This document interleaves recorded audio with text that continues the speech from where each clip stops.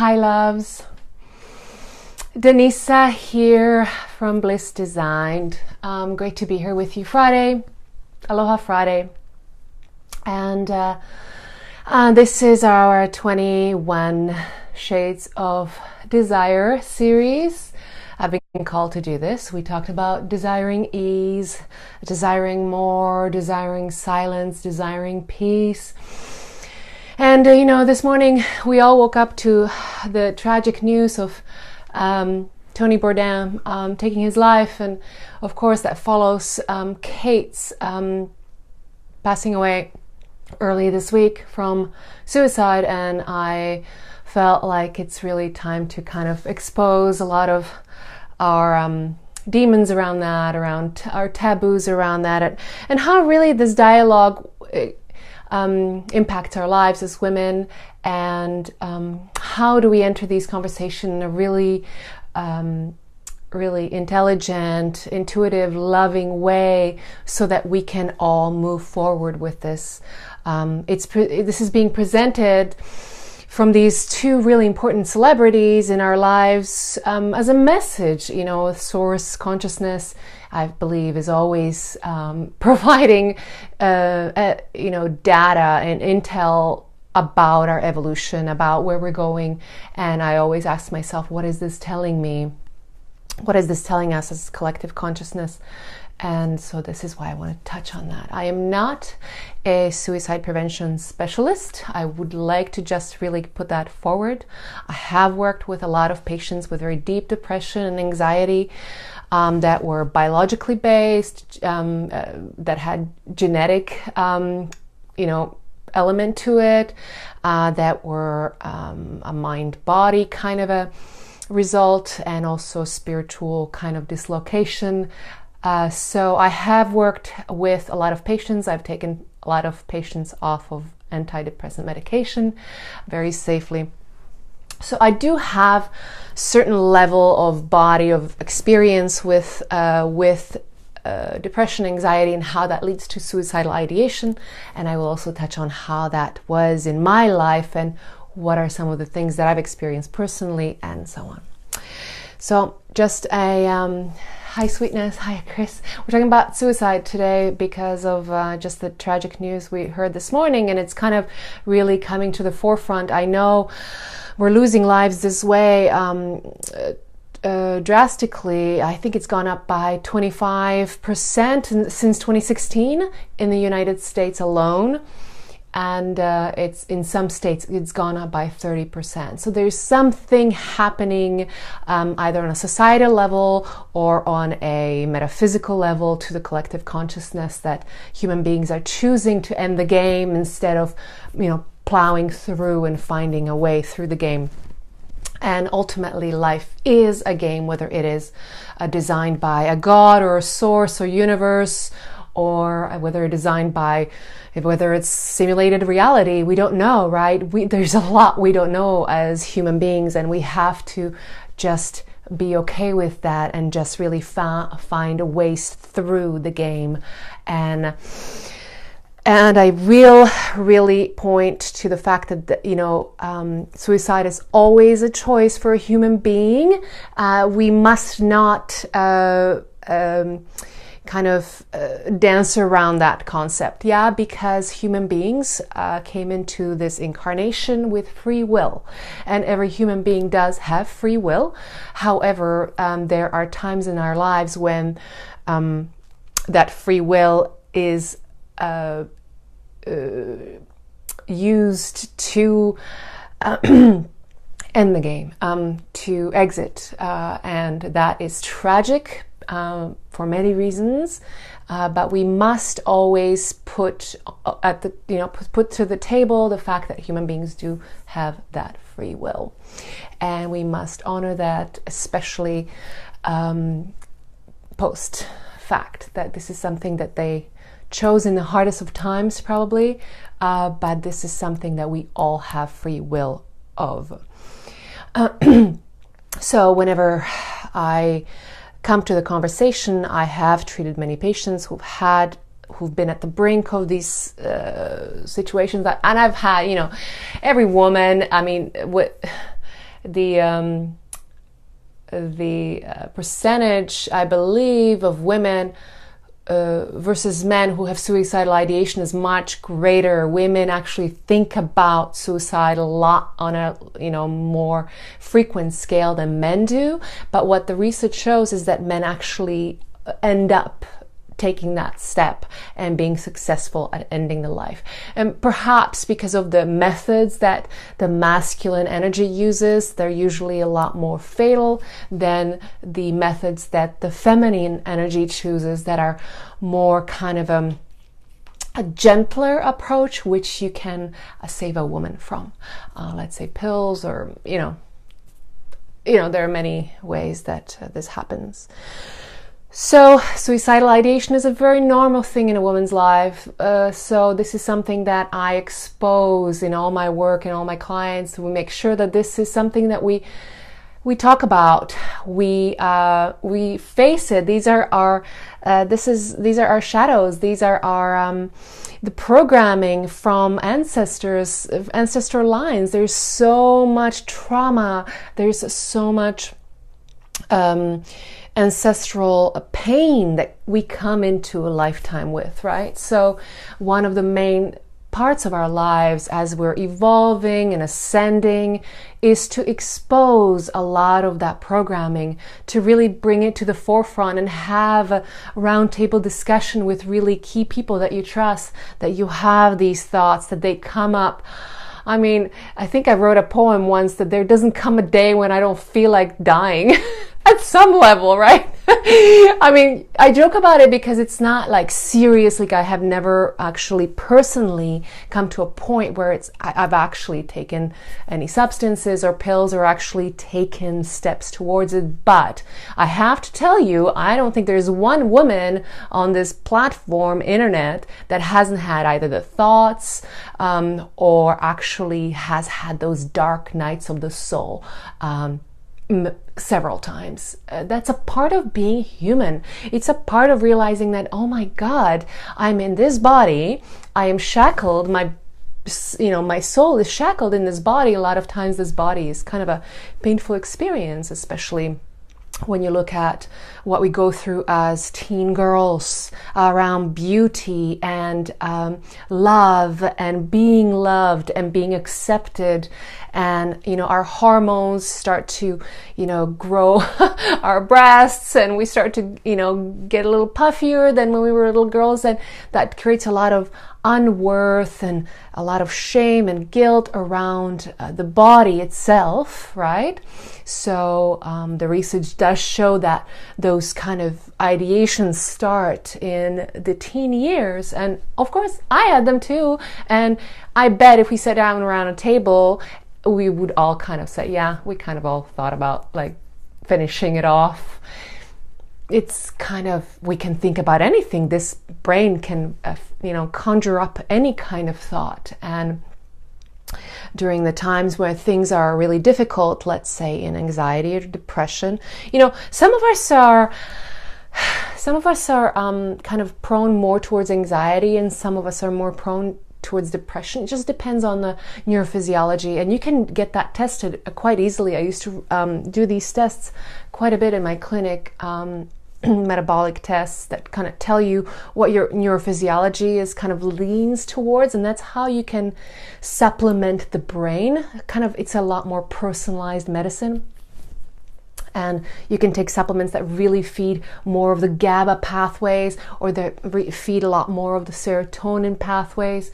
You can really kind of make it very individualized, yeah? Make sure if you go do that, you work with an integrative doctor or an integrative psychiatrist or a naturopathic physician, or some chiropractors are really, really knowledgeable in functional medicine as well. This is an amazing field now, and we're realizing that a lot of our metabolic cancers come from looking at ourselves as systems, yeah? So we all, at some point, throughout certain times of our lives, or even daily, have kind of, in times of real trouble, we do have kind of this feeling, well, I just want this to be over, right? So that's the human condition. We are designed to suffer, and the journey of a human, the grace of the adult, because the child in us will always have a difficult time. There's always a fragility in the child in us. So the grace of the adult in us is all about finding really powerful anti-fragility strategies to empower ourselves, so that when weak moments come, when tragedies come, we have you could call them in Tibetan Buddhism, they would have the Vajras, right? You know, the Tibetan monks, they hold the Tibetan weapons, right? And that's the weapon against the ego, the shadow of the ego that comes to play. And you could argue that's the the negative polarization of humanity that has been set up, because as humanity we are incarnated into the universal matrix to live in 3D, to experience suffering, to be constantly tested, always pushed towards negative polarization, so towards stress and shame and guilt, and those are easy, they come easier than the higher frequencies, right? Because that's just the design of this particular stage of human consciousness evolution. And you can find out a lot about this kind of content through some of the works like The Law of One or The Hidden Hand, or like really kind of channeled work from soul consciousness, kind of future-based soul consciousness. But okay, you could look at it that way, or you could just say, well, our physiology is designed in such a way as we are wired for fight and flight, because we're still, our nervous systems are still designed to be vigilant. The nervous system still thinks you live in the jungle and you must be vigilant for predators to survive. That's that base brain, yeah? And so the nervous system responds to that. So if you are in a state of your life, let's say as a teen, where there's a lot of insecurity in the schools, relationships, a lot of insecurity in your body, there is a lot of, you're unsure about your future. This is highly stressful for the nervous system, and the body of the teen is switched to constant fight and fight mode. Teens are extremely stressed, and more and more and more now. And you could say technology has helped, but also made things worse. So like any tool, right? It's how it's used. So a lot of teens who have previously been really ostracized. I mean, we've all faced ostracism in junior high school and high school. No matter how cool you were, at some point in the week, you were put down, right? Or left out. And that's very stressful. I still remember that. And I was pretty smart and confident. That's very stressful for the nervous system. So the teenagers end up being on a chronic flight and fight mode. Now, this is also for adults, but really, I mean, if we're talking about the really fragile times are really in the teens. And then, of course, I would say, you know what, I don't know the statistics about the 20s, but I don't know exactly the statistics. I used to know them. But somehow I'm being asked to talk about the teens right now.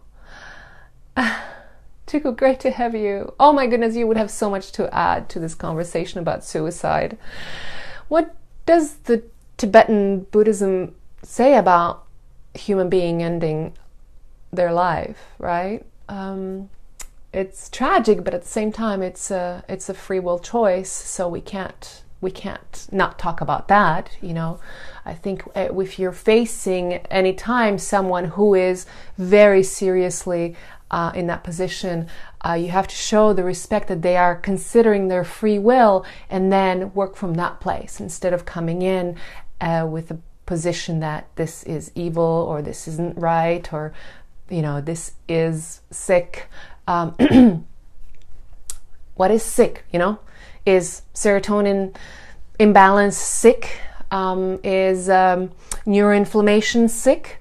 Those are questions, right? I don't have the answers for that, but it's always a spectrum. So it takes a lot of our love and heart and understanding and true compassion for each other to know that we all are in this together. We all have been there at some level, at some point, in some way. And so when I read about Kate and I read about Anthony this morning, I feel a real compassion and real understanding in some way. I get it. I almost get it.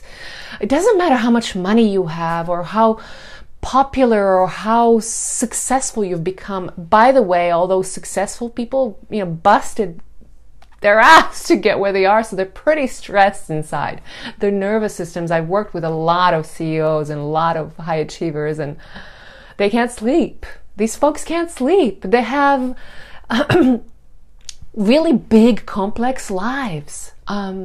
So, you don't sleep. You end up taking medications, and I don't know what their stories were at all. But what I want to say is my empathy is there, because no matter how big your house is or how much money you have in the bank, at the end of the day, are you sleeping? Are you loving? Are you feeling at peace?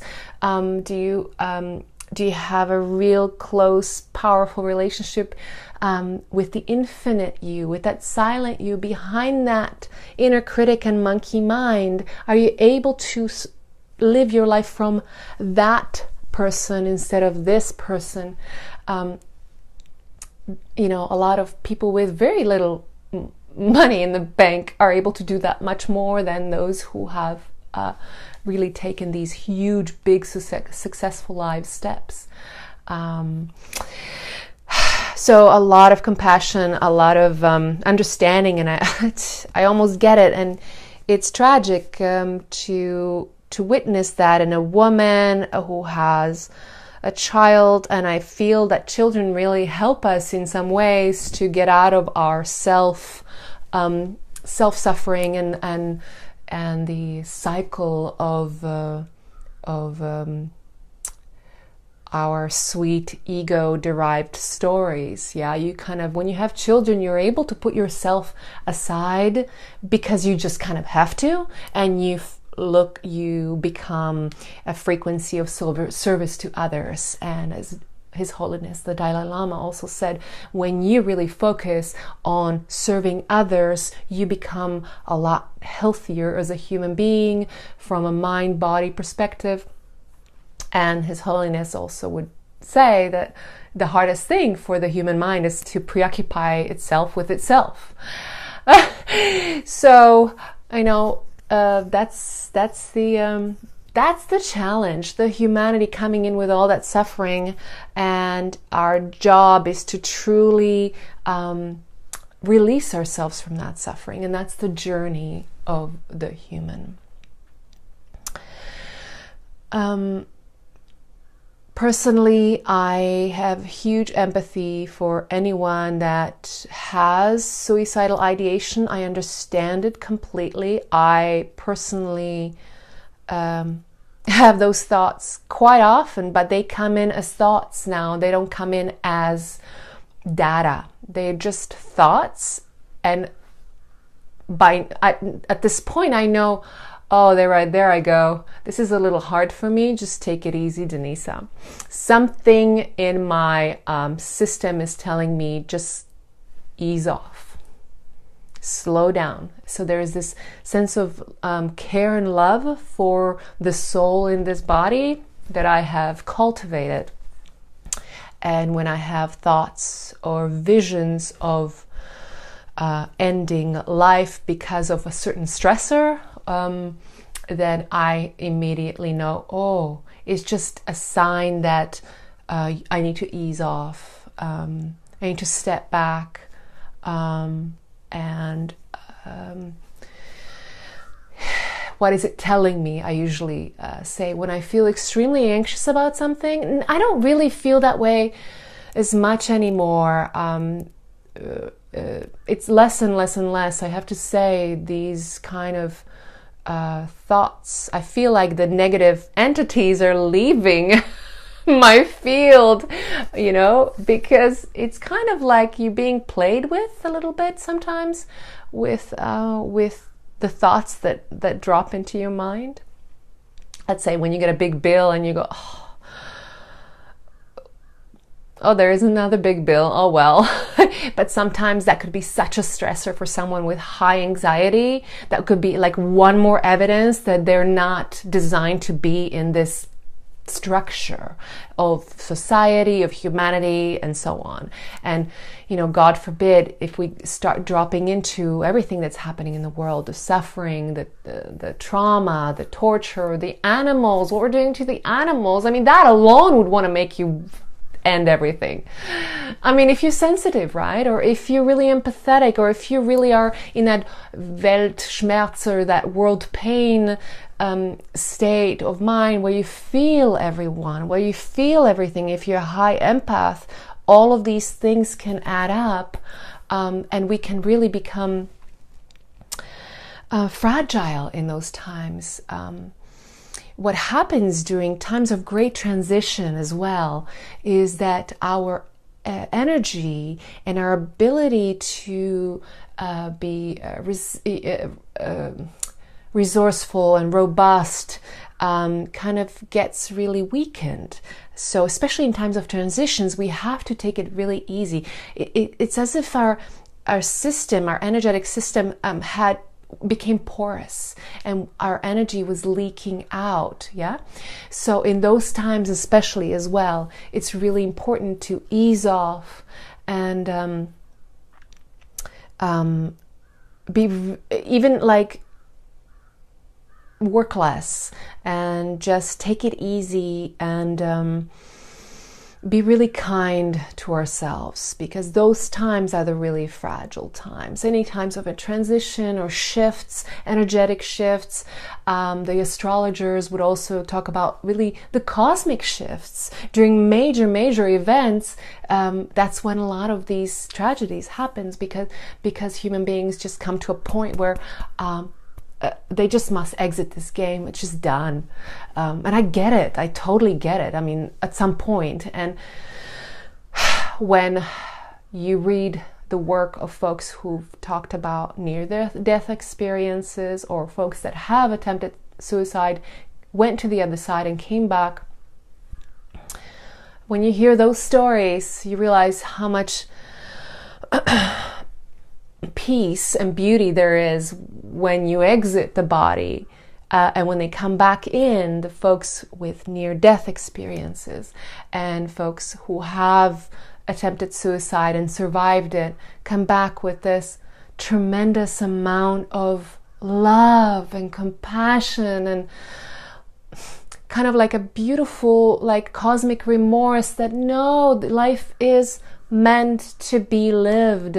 And that's really beautiful to hear those stories as well, to kind of find the contrast between how we get really caught up in our 3D reality suffering, the bills and the stressors from the family and the stressors from the work and the depression that comes on because your nervous system has been wired constantly. You're adrenally drained.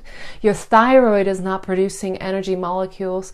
Your mitochondria are shot. You don't have the ATP generation. You don't get out in the sun anymore. Folks who have depression, when you look at their vitamin D levels, they're usually super low. Always when you go to your doctor, ask for a vitamin D check-in to see how you're doing with vitamin Ds, because when you're feeling kind of low and you don't know why and you just can't get excited, your libido is shot, it might just be super low vitamin D levels.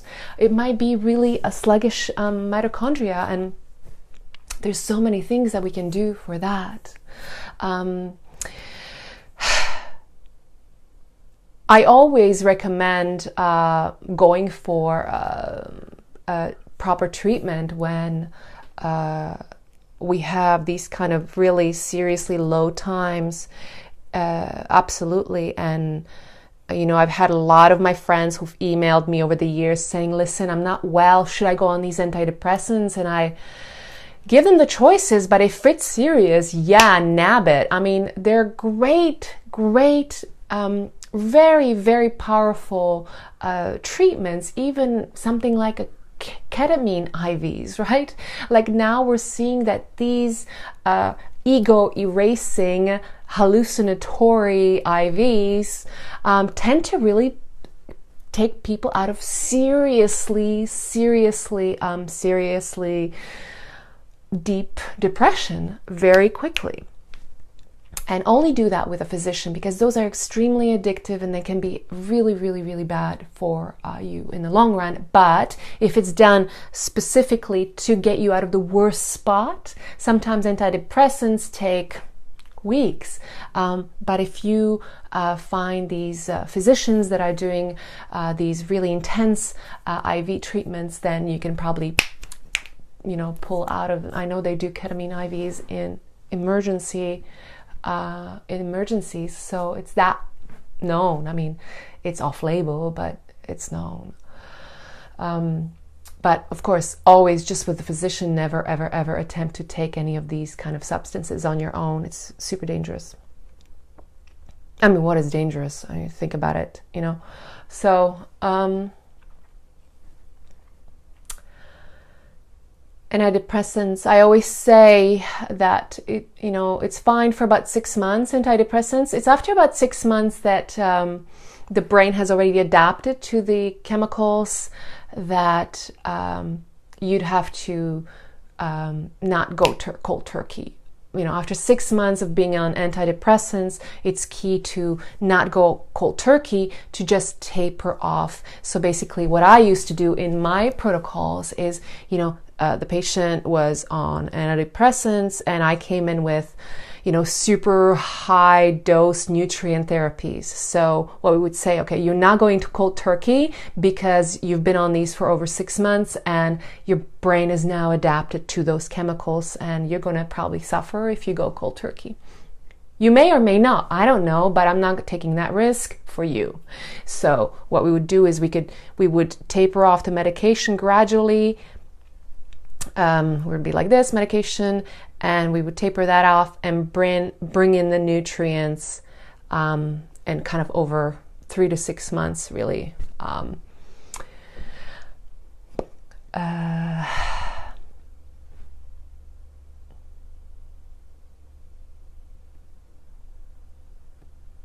You would be on a nutrient therapy. And nutrient therapies, what do they look like? To really feed the nervous system and the brain, so that you are less likely to drop into those existential low points. They would look pretty much like intravenous nutrient therapies, nanoliposomal nutrients for the brain, for the nervous system, for the hormones. Definitely treating inflammation, and especially neuroinflammation. And that's really key in anyone that has hyperanxiety or hyperdepression, to look at, is my brain inflamed? That's all. And that could be from the gut and the diet. So really a good integrative doc would look like, okay, so what's going on in the digestive system? Where are you inflamed? And how can we kind of quench that inflammation and add nutrients that way? Nutrient therapies kind of are geared towards anxiety type and towards depression type, and they're a little bit different, and that you can work with a really good doc about. And there is a great psychiatrist that does a lot of work online. She's out of New York. her name escapes me right now, but she might be a good one to know about because she does a lot of great online courses, so you get to know a lot about this kind of thing. So coming back to our craving, we touched on depression, anxiety, suicidal ideation, how normal that is in women's lives, and how to normalize that conversation so it's not tabooed, so that it's open, so that, you know, all the cards are laid out on the table and we can have a real human, lucid discussion that, yes, I have choice of living or not living, and how do I make that choice in a really lucid, in a really intelligent, intuitive, loving way as a woman. Yeah. And of course, I think these discussions are a little bit different with different ages, with between men, you know, from men to women. We have different physiologies and different reaction types. So, but always, I think it's a really good idea to be really open, the cards open, and say, okay, why? And let's look at, you know, what are the pros and cons of, and how do we choose living, even though we know we could take dying any moment. How do we choose that? That's the beautiful question, right? And I think that's what the Teal Swan was talking about this quite a bit, is that, you know, she had so much trauma in her life that the suicidal piece was so easy. That was a frequency that was so familiar to her that at some point she had to kind of decide, well, am I going to choose fully 100% go for life or 100% go for leaving this game? And she chose life 100%, even though she always has a free will to take life away, her own. I mean, that's a free will of a human, right? So that choice is the important part. How do we choose that? And it becomes a devotion, and that's the grace of the adult. The child in us will always have that fragility of not knowing. And the adult, when we step in, the woman or the man in us, and we make a decision, and for the sake of our loved ones, for the sake of our society, choosing life is beautiful choice. Choosing to end the game, choosing death, who knows? Who can tell if it's right or not? But you must not come into that conversation thinking that that's not right. It's a tricky piece. Metaphysically, I mean, as a physician, you know, if I had patient come in, I would immediately take care of X, Y, and Z so that person doesn't have at all that choice. And, you know, like, so that's taken away, because that's the easy part when you're really low, when you're really down, is to release that suffering, right? So these are the kind of spectrum of choices that we have to make in that phase. I want to touch on the metaphysics of this, because as humanity, we have this pull towards peace, towards a sense of ease, a sense of beauty and love. That's the pull of the divine in us, the mystical in us, the blissful in us. It's a pull that we have. We tend not to pull towards the painful and the traumatic, right? We tend to pull towards the beauty and the bliss and the positive polarization. Our heart, our soul wants to go there, not there. Yeah. So this pull is this craving towards a sense of kind of when you're in a lot of pain and you're suffering, there's a lot of density to that. There is a lot of hardness to that frequency. And when you are being pulled towards releasing that suffering, that pain, it's a pull towards a sense of dissolution, disintegration. We have that in our psyche. Jung talked about it, Freud talked about it. Even David Deida talked about it in his work. The pull towards of the masculine towards freedom, and the pull of the feminine towards love. That's what we're drawn towards: freedom and love. The masculine frequency in us, the yang in us, wants freedom, and the yin in us wants love. And we're always being pulled towards those directions. And it's a sense of dissolution out of density. So basically like a melting, like a dissolving of the density towards light. And that's a craving that on a metaphysical level we just naturally have. And you experience that in psychedelic states, you experience that in the flow states. You end up having a kind of like a drop off of the ego. That inner critic just kind of disappears. You drop into hypofrontality.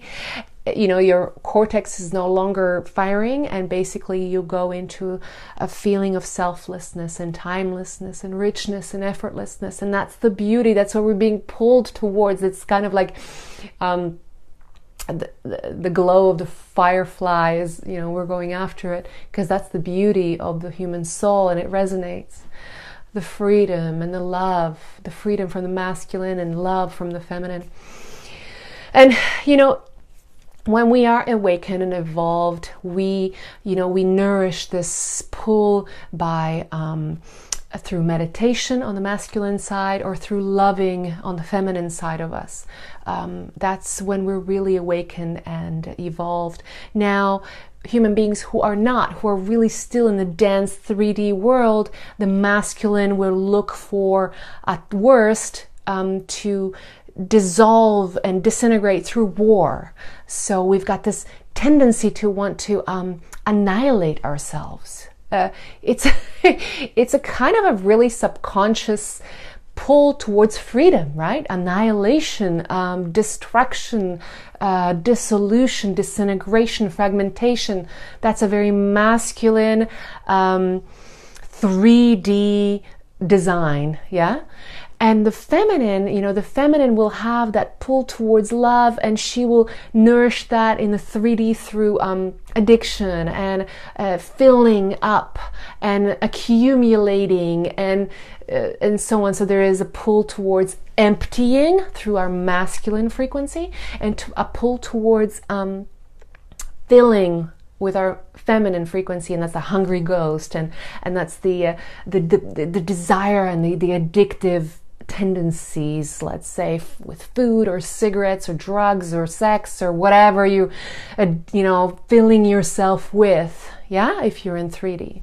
Now, if you evolved, you use those energies, freedom through meditation, through flow states, through service, and the love you would really nourish through nurturing. That's kind of a beautiful evolved way to be, right? Instead of addictive, you turn it into a nurturing and service and giving and loving and loving and loving, karma yoga, so on. So the annihilation and the addiction, those are those states that are really at the 3D level, still challenging the human nature. So really look at yourself, look at how much of your life, how much of your mental chatter is spent in self-destructive dialogues. Oh God, I'm so stupid. Oh, that wasn't good enough. Oh, that's a very like a annihilating type of dialogue. Yeah, it's destructive. It's that negative polarization of the human condition, and that is what's feeding the suffering, and that is what's taking humans to a place where they start to be, consider taking their lives. It's that strong, that even that subconscious programming, they probably don't even know where it's coming from. It could be coming from ancestral frequencies through our DNA. It could be coming from multidimensional sources.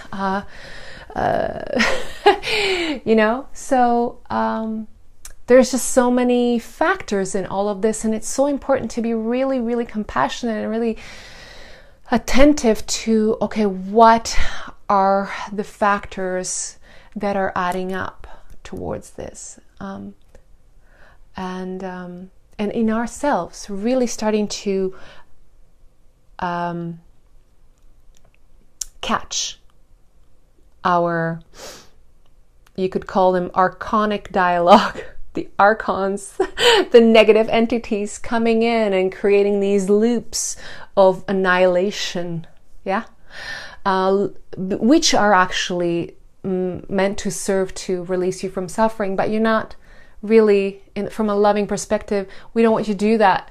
We don't want the human to do that through ending their life. We want the human to be able to take the steps towards freedom and love through really nourishing and healthy strategies. And luckily, we find ourselves in a society that has these resources, everything from amazing integrative physicians who will get you out of the worst and then at least get you on a plateau, and then you go into working with amazing, soulful, spiritual, powerful, health, knowledgeable practitioners that can get you to the next level, and then you go into the yogas and meditations and the frequency shifters, and there you can go from 3D to 5D in 6 months if you really wanted to, and those negative cycles could be just benign data in your life, and when they come up, you'll just say, there you are, okay, move on. I have conversation with these archonic energies that pop in and then just leave because they just can't attach to me anymore. I'm not Velcro to them anymore. I have shifted out of the victim mindset powerfully, and now I have a sense of metaphysical freedom. I feel like I've shifted out of fearful timelines into fearless timelines.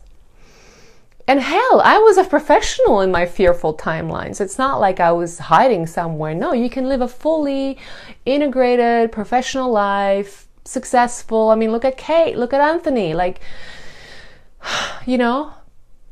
brilliant masters at what they were doing. And they were caught in fearful or traumatic timelines still. And that's a tragedy to watch, because we would hope that with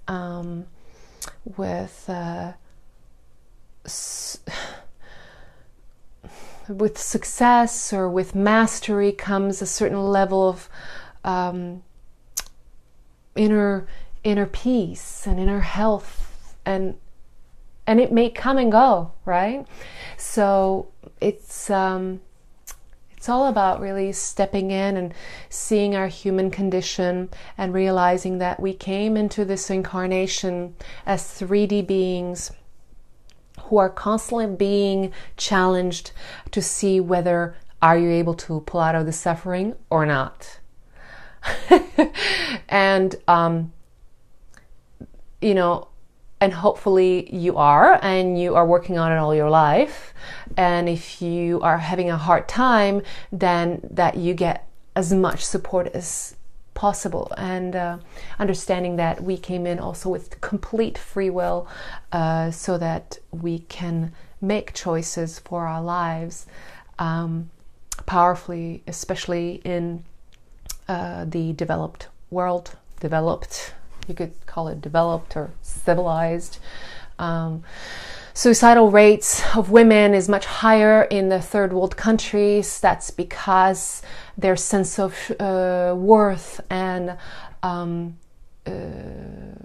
there's a lot of shame and guilt and rape and lack of freedom. They have to marry really brutal men, and as a result, they choose to release their suffering through taking that life out of that body. And that's just a very tragic situation still for human beings. We're still really in the 3D reality, people. I mean, in the West, you know, we can talk about frequencies and frequency hacking and high-level nutrient therapy and IVs and ketamine IVs and getting ourselves out. Such a luxury that we have these conversations, because our sisters in a third world can't even fathom having that kind of freedom. Suffering is so relative. It's so relative. We are still in such initial phases of our evolution, and don't let that discourage us. I mean, this is the journey. This is the story. This is the game that we're in, and the key is to wake up out of the matrix. Know that you have sovereignty and you are fueled by love, and do that every day.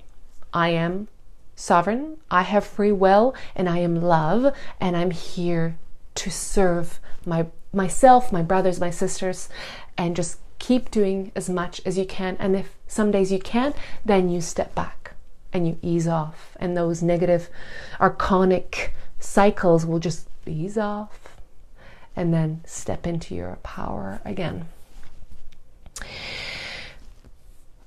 If any one of you on this call at all have, serious depression or have suicidal ideation, please see your physician. Please call the 1-800 lines that I have. I'll link them underneath. This is going to be a very difficult time, especially after Kate and Anthony, these big icons in our lives in the US and in the modern, entertainment or in fashion world. This is when a lot of people's, will to live kind of gets loosened, and we just gotta, tighten it up and have purpose and meaning. We create the meaning. There is no meaning, unfortunately. We are the designers of the significance of our lives.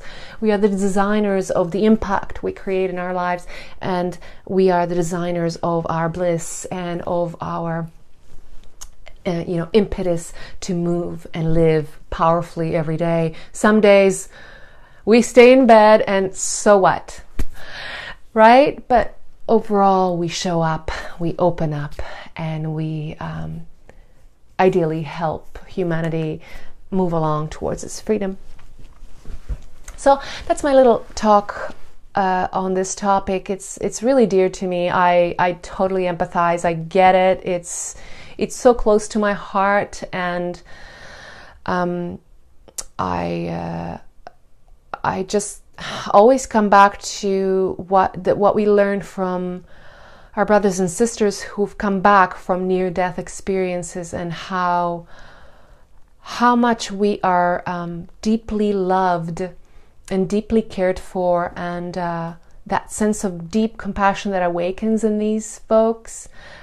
Just to really soak that up from these stories a lot more, so that these lives, these amazing lives that we have, can get fueled through this love, even in our weakest moments. Rumi once said that with the sunrise always comes a sunset. These are cycles, and this is just normal, and just to be really kind to our cycles and get a lot of support as much as we can.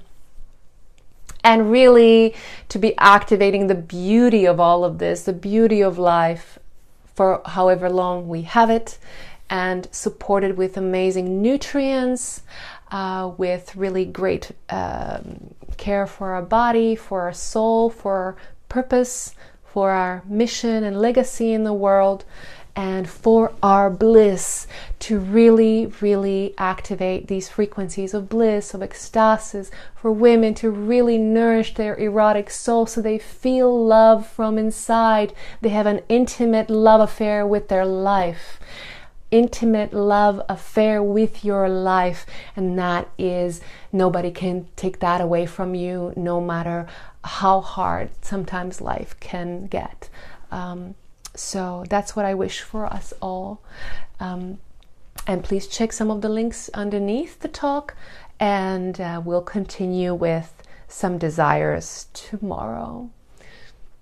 Much love and lots of prayers for Kate and Anthony and thousands of amazing souls that made a choice to leave us, but that is here to empower us to live more powerfully, even more, even for them all, with them all.